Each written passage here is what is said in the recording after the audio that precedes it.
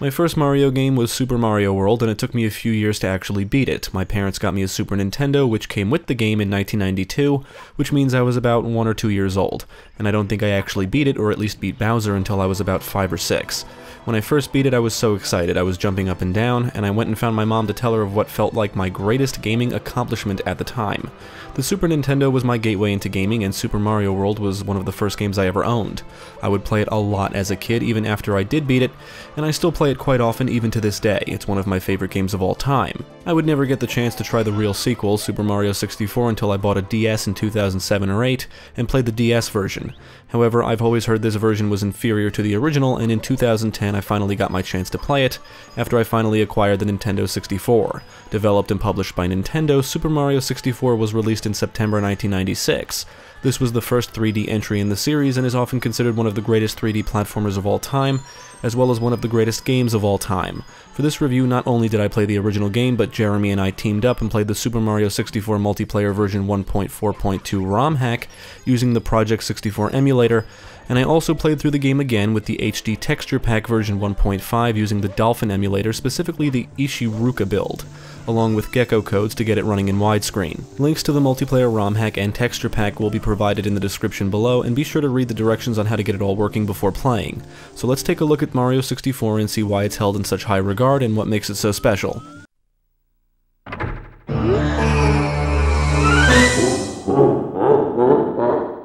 The story here is basically the same as previous games. Bowser kidnaps Princess Peach and Mario sets out to rescue her. Mario receives a letter from Peach inviting him over to the castle for cake, but when he arrives, he discovers Bowser has taken over the castle and imprisoned Peach within it, using the power of the castle's stars. The castle is like a hub world and consists of 3 floors, a basement, and even a courtyard. Mario must navigate the castle and enter the paintings scattered around, which are actually gateways to various worlds. Mario must collect stars by finding them or completing objectives in each world, and the stars are used to open doors and access new areas of the castle.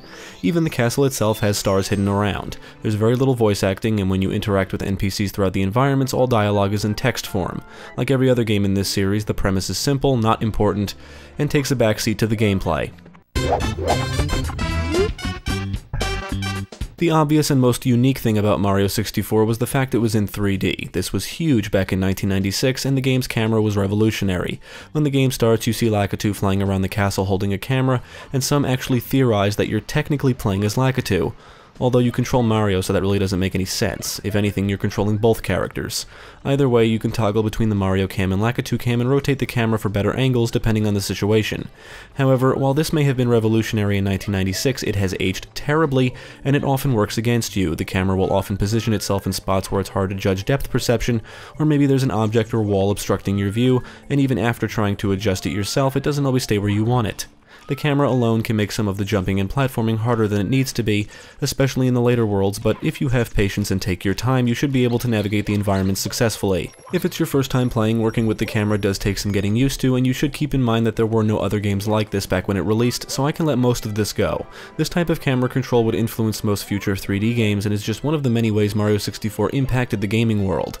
Now, if you thought the camera was troublesome in the vanilla game, you should play the multiplayer. In multiplayer, player 1 is Mario and player 2 is Luigi, and both players can control the camera. Each player can press a button to have the camera focus on their character, and this can be done at any time, so coordination is key. If you don't communicate with each other, you'll just end up having a frustrating time. When both players split up, the camera will zoom out so both characters can remain in view, and because both players have control of the camera, it can be tough trying to accomplish 2 goals at the same time, especially if both players prefer different viewing angles, so most of the time it's best if both players work together to accomplish the same goal. Ideally, split screen would be best, but considering this ROM hack is incredible as is, I really shouldn't complain, nor do I know if that's even possible. However, one of the biggest issues with the multiplayer is how the cannons are handled. Normally, Mario enters a cannon and the camera switches to a first-person view, allowing you to aim before firing. You don't get that first-person view in multiplayer and must aim the cannon from a third-person view and just hope you're aiming correctly. It's a frustrating case of trial and error, and I would highly recommend using save states whenever you need to use a cannon. I don't know what's possible when it comes to modding ROMs, and the game really isn't meant to be played in multiplayer, so I can let it go because in the end, the multiplayer is still great fun. With this being Mario's first foray into 3D, he can do a lot more than just running and jumping. He can run, jump, wall jump, long jump, somersault, backflip, swim, dive, ground pound, crouch, push blocks, punch, and even kick. You're given tons of freedom when it comes to movement and navigation, which actually allows you to accomplish goals in a variety of ways. Instead of using a cannon to blast your way to a star, you may be able to wall jump to it. If you've seen many speedruns of the game, you'll know there's tons of exploits and glitches, and these can be used to your advantage.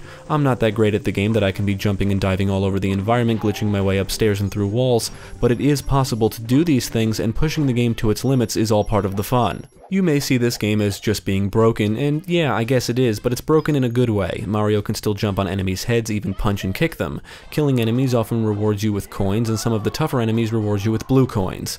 A standard gold coin grants you 1 coin, a red coin grants you 2 coins, and a blue coin grants you 5 coins. Gold coins are scattered all throughout the environments, even within question mark boxes and breakable boxes. Every standard world has 7 stars to collect. 6 of the stars are found within the worlds by completing some kind of objective, and the 7th star is always rewarded to you by collecting 100 coins. Coins can also be seen as your score for each world, but they also provide you with health. When Mario gets injured, he loses hit points, and coins restore hit points. When Mario dies, he loses a life. Lose all of your lives and it's game over. You start with 4 lives and can earn more by collecting a specific amount of coins or by acquiring green mushrooms. Although reloading your game will always reset your lives back to 4. The health meter is also your air meter when swimming underwater, but you can acquire air from coins in addition to air bubbles. Coins are also a way the game encourages you to explore. Sometimes coins may lead to a hidden area, or you may see coins on a platform in the distance indicating an area you haven't visited yet, and some worlds may require you to explore every nook and cranny to acquire all 100 coins. In multiplayer, both players can accumulate coins and share the collection even if a player dies. However, Mario must be near standard gold coins for them to load and be visible, so if Luigi strays too far, there won't be any gold coins to collect until Mario enters the vicinity. Red coins will always be loaded and visible, and I believe this is because they are objective coins. By that I mean every world has 8 red coins to collect as a requirement for a star. Mario 64 includes 15 worlds, 3 what I'll call boss worlds, and 15 secret castle stars. The secret castle stars are usually small areas found throughout the castle, and if it's your first time playing, some of these areas can be a challenge to find. It's very easy to miss these areas since they're not always apparent, and gaining access to some of these areas may require you to actually accomplish a goal beforehand. It's all about exploration, discovery, and utilizing your abilities to uncover everything. Throughout the worlds are different colored boxes which must first be activated by pressing switches before they can be broken. The switches are located in the secret areas found throughout the castle. However, these boxes are special because they grant Mario special abilities for a brief time. Red boxes reward Mario with the wing cap, which allows him to fly, although I should say hover or glide because he'll always be slowly descending until he reacquires or finds another wing cap. I'm not really a huge fan of the wing cap because of how you're always descending. I just wish you could actually fly, but that would also remove some of the challenge. Green boxes reward Mario with the metal cap, which makes him invincible and allows him to walk along the ground when underwater. And the blue boxes reward Mario with the vanish cap, which turns Mario invisible, enabling him to walk through specific walls. You'll need these caps to acquire certain stars within the worlds. That is, if you don't know of any exploits to acquire the stars without them. Most stars can be acquired without these caps, and when entering a world you can see a list of stars, and the description for each star is actually hints to where they are or how to acquire them. The game will select which star you should go for, but you can actually collect most stars in any order you wish. However, some stars the game selects for you do alter the world a bit. Maybe there's a new platform or even a new enemy. So while most stars can be acquired in any order, every now and then you'll be required to acquire certain stars first before you can acquire others. For example, in Dire Dire Docks, you need to acquire a star and then beat Bowser before re-entering the world to acquire the rest of the stars, and you'll actually see a difference in the world itself. Some stars are hidden in plain sight and may require a tricky jump or the press of a switch to reveal platforms leading to them, or maybe it's just as simple as defeating a mini-boss like a giant Thwomp, Wiggler, or Big Boo. I say mini-boss because the major boss is Bowser, and you need to defeat him 3 times. While the mini-bosses are really easy to defeat, Bowser proves to be a bit more challenging. Granted, his battles are also easy, but require you to swing him around before tossing him onto an explosive, and aiming the throw is probably the hardest part. Now, I don't like minigames in my platformers, and there are a few racing minigames in Mario 64 which I'm not a fan of. You must win the races to be rewarded with a star. Why developers feel the need to put racing in platformers is beyond me, but luckily they are extremely easy here. Every world varies in theme and has their own challenges to overcome. Some worlds can actually be altered simply by entering them in specific ways. For example, depending on how high you enter the wet-dry world, painting determines the water level of that world. Entering tick-tock clock when the hand is on specific numbers determines how fast things within the world rotate and move. Tiny Huge Island has 2 paintings you can enter and determines the size of the world. By today's standards, most of the worlds don't feel realistic in any sense of the word. Granted, this is the case with most Mario games, and it's not a bad thing, but it just seems to be more noticeable here. There's a lot of random platforms and structures seemingly scattered all over the place. However, these are carefully placed, and everything is placed in specific spots for specific reasons. The worlds do contain enemies, but they don't fill the environments, and they rarely prove to be troublesome. The enemies act more like obstacles than anything else, and many of the classics do make an appearance. Goombas, Koopa Troopas, Lakitu, and even Bob-ombs are all here, among others, along with new enemy types like Scuttlebugs, Chuckyas, and different types of bullies. If you jump on a Koopa Troopa, he'll launch out of his shell, and you can actually ride the shell around the environments at high speeds, even along the surface of hazardous liquids like lava and extremely cold water. There's several worlds I don't like, mainly due to their themes. While I love the Boo enemies, I never cared for the haunted house themes, so Big Boo's haunt is probably my least favorite world in the entire game. Hazy Maze Cave is also one of my least favorites, just due to its dark and dreary atmosphere. Wet Dry World is another one I don't like, just because it's visually bland and uninteresting. But even these worlds have their moments of fun and offer something unique not seen in other worlds. Many worlds have environmental hazards you'll need to avoid, like lava in Lethal Lava Land, toxic gas and falling boulders in Hazy Maze Cave, extremely cold water in Snowman's Land, quicksand in Shifting Sand Land, and even what I think are falling water bombs in Bob-omb's Battlefield. Many worlds require you to speak to a pink Bob-omb to gain access to a cannon within that world. Mario can enter the cannon and you can aim it in any direction and fire Mario out either to a specific location or to his death. Mario can actually lose his cap in some worlds, whether it be stolen or simply blown off his head. If Mario loses his cap, he takes more damage from attacks, but the cap can be reacquired, and sometimes it needs to be taken back from enemies. The multiplayer ROM hack can make the game both easier and harder. If you don't communicate with the other player, the camera alone can make everything harder. Whenever a player acquires one of the special caps, they're better off just taking the camera and doing what they need to do rather than having both players try and do different things. On the plus side, obtaining stars can be easier. For example, you can position one player in the spot where the star will spawn and wait for the other player to complete the objective. If one player dies, the other will keep going and can still complete objectives.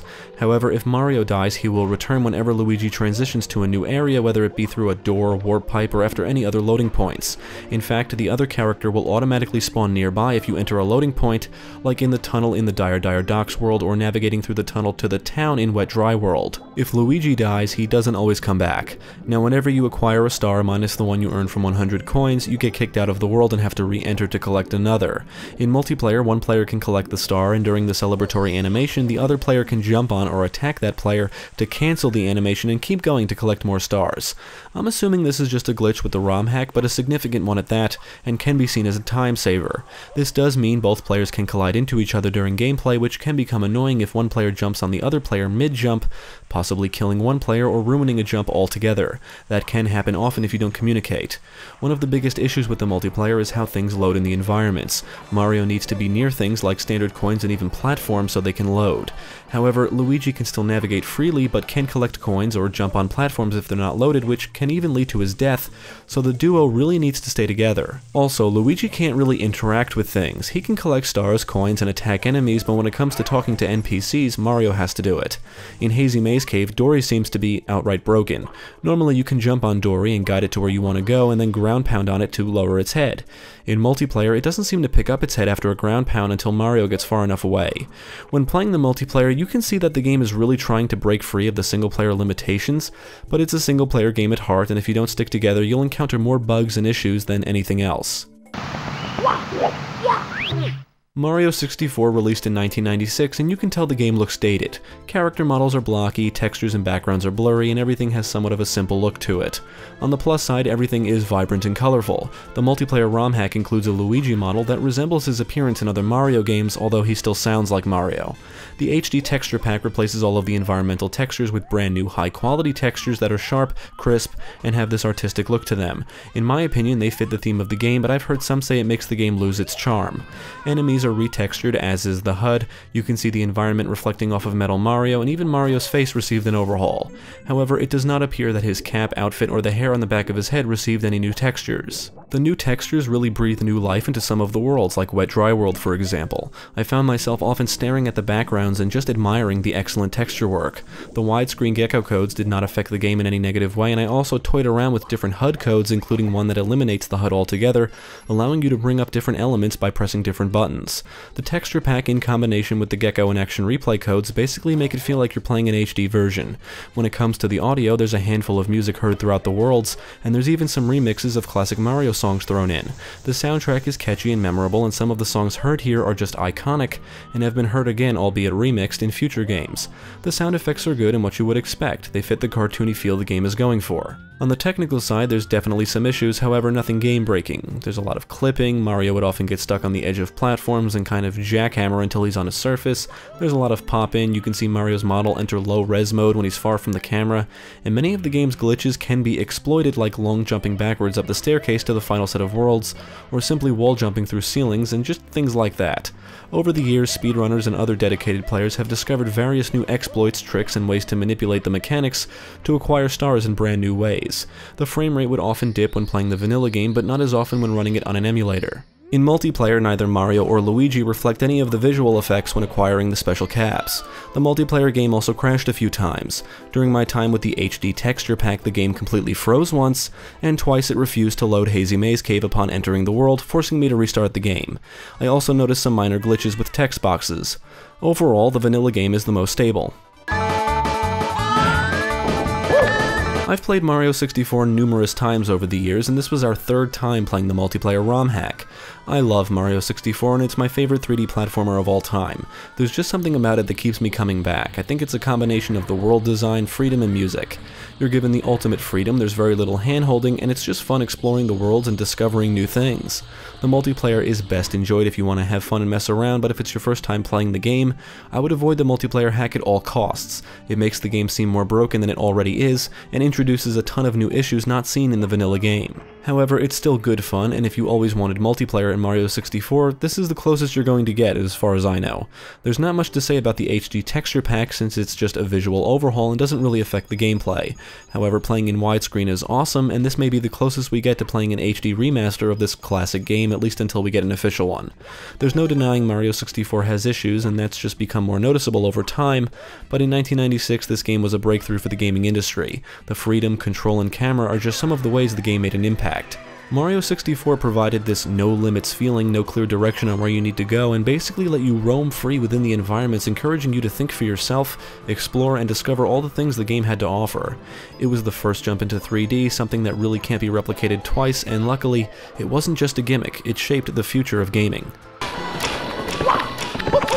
Super Mario 64 is one of the greatest games ever made, period. Whether you like or dislike Mario or platformers, there's no denying the game was revolutionary, there's no denying it did a lot of things first, and there's no denying that many future games borrowed from Mario 64. Granted, it has problems. It hasn't aged gracefully in many areas, including the visuals and camera, but these things can be tolerated. It's fun to play, you're given plenty of freedom, and even to this day, players are still discovering new tricks and exploits. In many ways, Mario 64 is a true sandbox of exploration and platforming. I would highly recommend Mario 64 to fans of the series and even platformers. If you've played it before, play it again because it's just that good.